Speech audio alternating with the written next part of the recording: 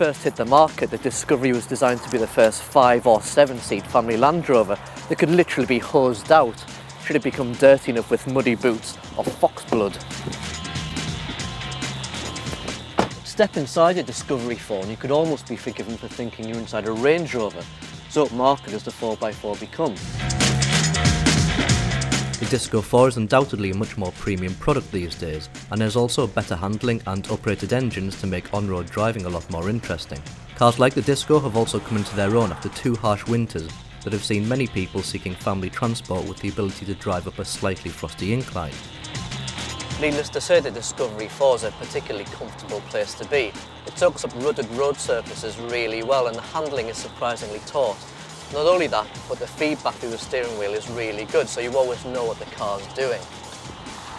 Prices for the Discovery 4 range from the mid-30s to around £50,000, depending on engines and trim levels, which make it reasonably affordable for large families.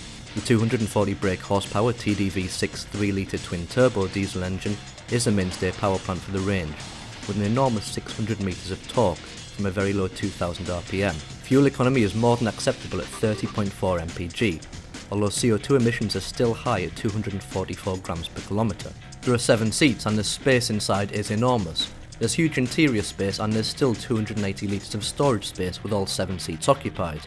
Put the rear 5 seats down and there's over 2,500 litres of storage space. Gadget-wise, there's a Harman Kardon stereo system, a name you don't want to spoonerise, and mobile phone connectivity with Bluetooth, so even the workhorse Disco gets some impressive gadgetry as standard. Styling is different too, with a less severe front end and new LED headlights. Inside the dashboard and instrument panel is more intuitive, and the trim finishes are now soft feel. However, to assume the ability of the Disco's being softened would be a serious error.